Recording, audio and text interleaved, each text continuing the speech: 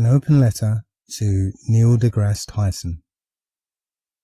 Dear Mr. Tyson, I am writing to you as a former man of science that once looked up to you as an inspiring figure in a field with very few charismatic black people. You could say I was a fan. I visited the Hayden Planetarium, I watched all your lectures and television appearances, and I was struck by your ability to explain complex topics in cosmology and astrophysics in simple, concrete terms. However, your recent responses to queries regarding the flat Earth can only be categorized as arrogant, childish, and sneering. The Earth isn't flat. I mean, dropping a microphone somehow proves gravity. This is called gravity. Also, asking, at what point do you stop arguing things that have been settled for 4 centuries? Seems ridiculous to me, since nothing in science is ever settled. Everything in science exists as a theory that only stands until a better theory comes along that more closely matches observations. Would you have told Einstein not to bother because Newton had already settled that gravity business 200 years earlier? I'm sorry, sir, but you're going to have to do much better than that. The resurgence of the flat Earth is not merely a handful of tinfoil hat-wearing crazies who lack intelligence and teeth. This is a shift in consciousness by ordinary people who have started to re-examine the lies they were told as a child. Your job, sir, is to respectfully answer legitimate questions whether or not the answer supports the scientific model that you are a proponent of. Traditionally, scientific progress has not solely come out of the scientific community, but from ordinary people with a different point of view. The scientific method demands that you treat each point of view with respect, as it has the potential to overturn the existing model. And if science refuses to even entertain alternative views, then it is no longer science, but a religion of scientism. So, I would like to ask you 12 questions and give you the opportunity to answer them respectfully, using simple, easy to understand concrete terms that you are so famous for. Because I'm just an ordinary bloke, nowhere near as smart as you are. So, if you could give your answers using real, tangible terms without complex mathematics, abstract concepts, or references to NASA or other data that I have no way of verifying for myself, I'd appreciate it. Question 1. Why is there land at the equator? So, you said that the Earth throughout its life, even when it formed, it was spinning, and it got a little wider at the equator than it does at the poles. So it's not actually a sphere, it's oblate. And officially it's an oblate spheroid, and the bulges are at the equator. So which is easier to move, rock or water? If the gravity is strong enough to prevent the water from being flung off into space, then it's strong enough to hold the much denser rock in place. So only the water should be bulging. So, if the bulk of the Earth's water is at the equator, why is there land at the equator? And please don't say it's because of the height of the land. Most of Africa is flat plain, sometimes under sea level. In fact, the Danakil Desert in northeast Ethiopia is said to be the lowest place on Earth, and incidentally one of the flattest places on Earth too. Question 2. Am I able to see the curvature or not? According to you, you cannot see the curvature even from a plane because the Earth is so big. The Earth looks flat because 1, you're not far enough away at your size. 2, your size isn't large enough relative to Earth to notice any curvature at all. It's a fundamental fact of calculus and non-Euclidean geometry. Small sections of large curved surfaces will always look flat to little creatures that crawl upon it. But apparently you can see ships disappear over the horizon. Now, the official explanation is that you cannot see the curvature across your vision. Apparently we see a horizon about 5 miles away. So in 5 miles there's enough curvature to see a ship disappear, yet I cannot detect that curve over 10 miles, because I can see 5 miles to my left and 5 miles to my right, so I've got an uninterrupted 10-mile span in which I should see enough curve to hide 2 ships, but I don't.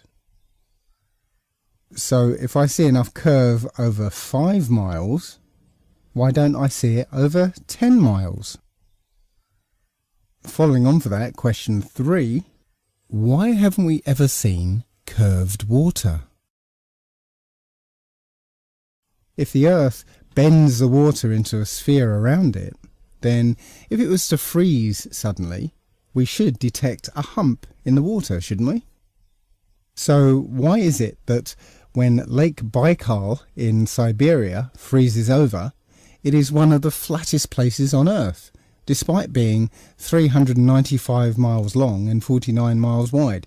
There should be a hump in the middle of it, nearly 20 miles high. So why haven't we ever seen curved water? Question 4. How are we breathing right now? How can there be a high pressure system next to a low or negative pressure system without movement from high to low? So the conventional answer is that gravity holds the air to the Earth.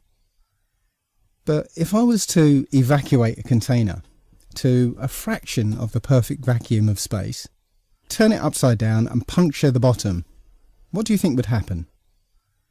Well, the air would rush in and fill the container. So, how does this much weaker vacuum manage to overcome the much stronger gravity near the surface? How is it that you can heat the air and it will rise against the force of gravity? Wouldn't the air leave the Earth once the sun heats the air? If gravity is the only thing holding the air to the surface of the Earth against the tendency of a high pressure system to escape to a low or negative pressure system, then when the air is heated and so is less affected by a gravitational pull, shouldn't it then succumb to the force exerted towards a region of negative pressure? If, as current scientific opinion suggests, a high pressure system can exist adjacent to a negative pressure system, then there should be a boundary condition of equilibrium where the force towards pressure equalization equals the opposing force of gravity. Thus, any change to the conditions on either side should disturb the equilibrium. Wouldn't a rising column of warm air disturb that boundary layer? So, how are we breathing right now? Question 5. Is the Earth very, very small, or is the Sun very, very near? Eratosthenes' calculation of the Earth's circumference is dependent on the light from the Sun being parallel, as it should be if the Sun is 93 million miles away. But anyone can go out on a sunny day with broken cloud and see that the light that arrives on the Earth is not parallel. The light rays come down at angles, indicating that the Sun is actually very close. Now, the official explanation is that the Earth's atmosphere refracts the Sun's light, and that's why the light comes down at diverging angles. So, if the light from the Sun is always refracted, then that would mean that Eratosthenes' calculation was made with refracted light, and therefore must be wrong, and the Earth must be much, much smaller. So which is it?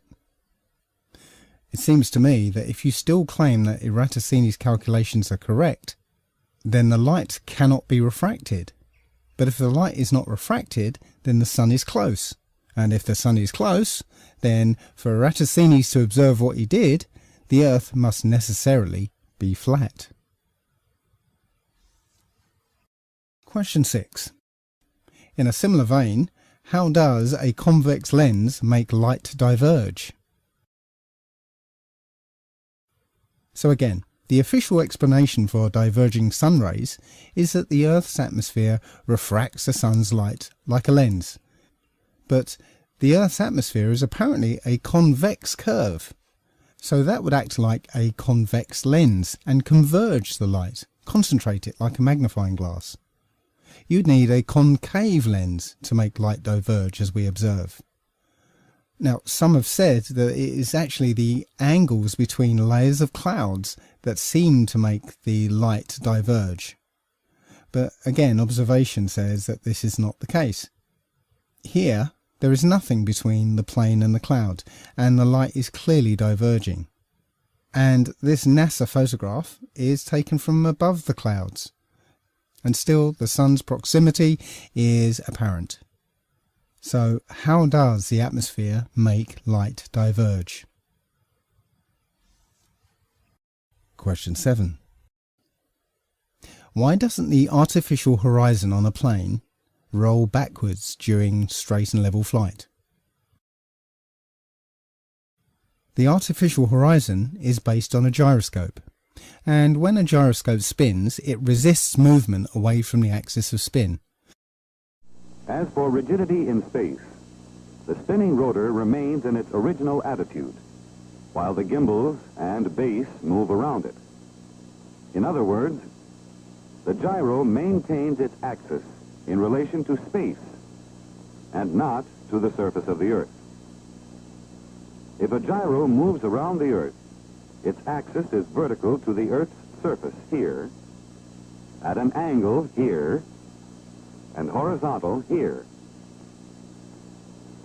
The gyro will resist any force that attempts to change its plane of rotation. So the artificial horizon is essentially a gyroscope mounted on gimbals to allow it to stay upright as the plane pitches and rolls. So as the plane flies straight and level and rounds the curvature of the Earth, the gyroscope in the artificial horizon will remain upright with respect to where it was first spun up to speed, and the indicator will appear to roll backwards and indicate a climb. Now, I asked the pilots of the last flight I was on, and they told me that the artificial horizon has GPS and sophisticated electronics that adjust the indicator depending on where they are on Earth. But when I contacted a manufacturer, I was told that it is a purely mechanical device. No GPS, no electronics, and it hasn't changed in basic design since before the advent of electronics. So, why doesn't the artificial horizon roll backwards as they round the curvature of the Earth? Question 8. Why is the Coriolis effect so selective? This is an explanation of the Coriolis effect by a gun expert.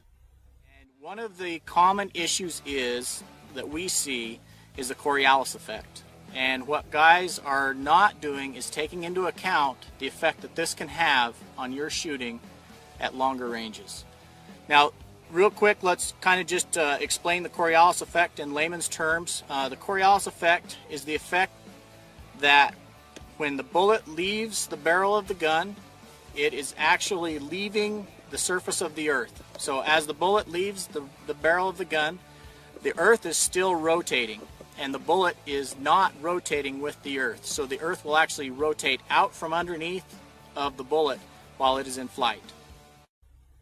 So bullets and artillery shells no longer rotate with the Earth when they leave the surface.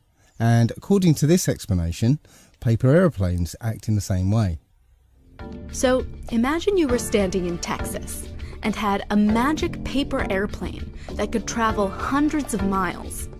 If you threw your airplane directly northward, you might think it would land straight north, maybe somewhere in Nebraska. But Texas is actually spinning around Earth's axis faster than Nebraska is, because it's closer to the equator. That means that the paper airplane is spinning faster as well, and when you throw it, that spinning momentum is conserved. So if you threw your paper airplane in a straight line toward the north, it would land somewhere to the right of Nebraska, maybe in Delaware.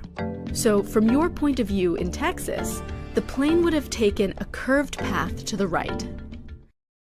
If this is the case for bullets, artillery shells and paper airplanes, then why is it not the same for real aeroplanes? Airplanes do not aim north to go east. In fact, If aircraft no longer rotate with the Earth when they leave the surface, then east to west flights should take much longer than west to east flights. And landing on a moving runway would seem to be quite tricky. Every landing should be like this. And wouldn't there be planetary direction indicators by runways, just like there are wind direction indicators? So why is the Coriolis effect so selective? Question 9. What is the International Space Station flying over? Whatever it is, it kind of looks a bit like what I imagine the Earth to look like, but it can't be. If you choose a feature on this blue and white thing and follow it, you'll notice its speed towards the camera is constant. From the moment it appears on the horizon, it moves at the same speed until it disappears below the camera. But watch this footage from a plane.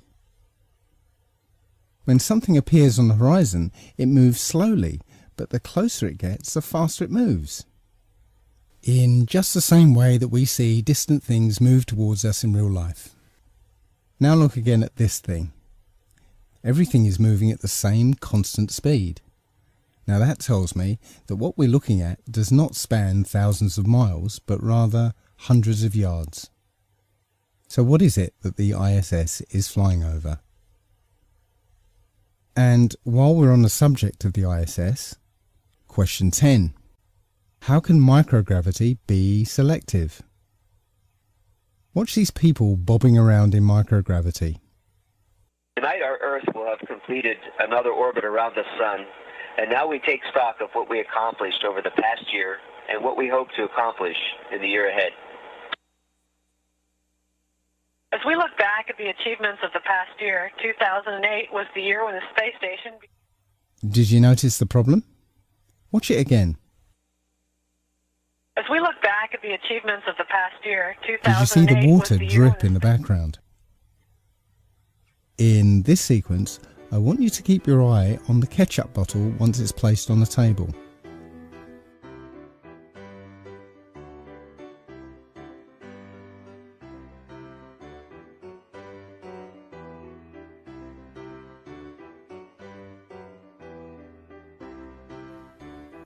Right here you can see that there is nothing on the bottom of the bottle, no Velcro or magnets, it's just an ordinary bottle. And in a moment you'll see the ketchup bottle being placed on the table. Now keep your eye on it.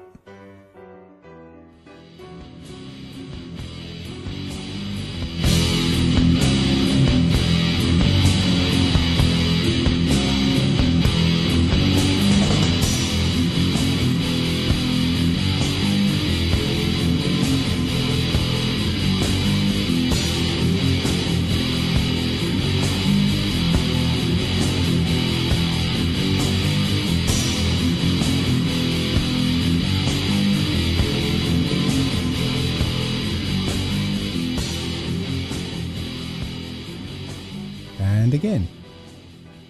It's clearly under the influence of so-called gravity.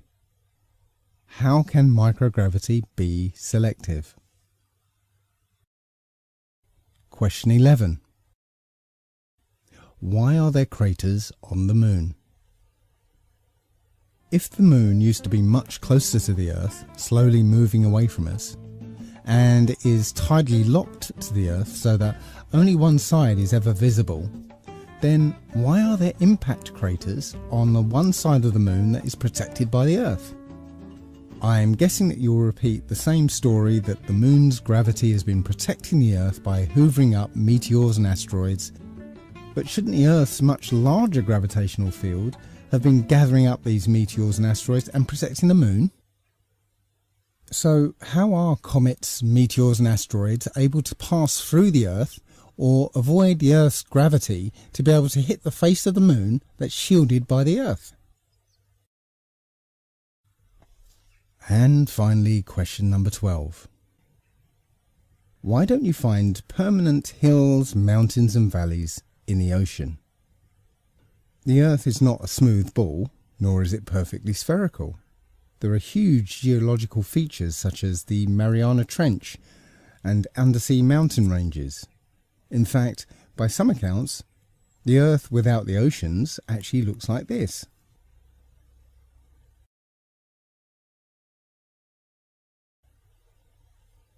We observe water behaving like this, and like this, but you say it behaves like this. So why doesn't it behave like this? If the oceans are pulled to the Earth by gravity, and the strength of that gravity varies with the distance from the centre of the Earth, then why doesn't the water follow the shape of the seabed?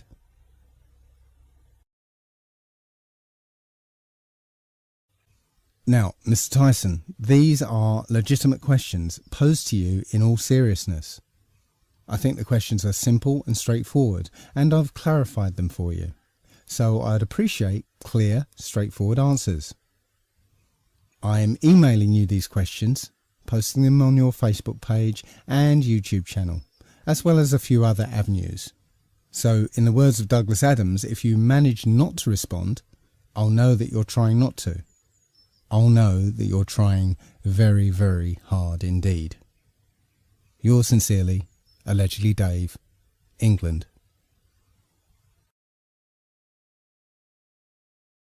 Flat Earth wins.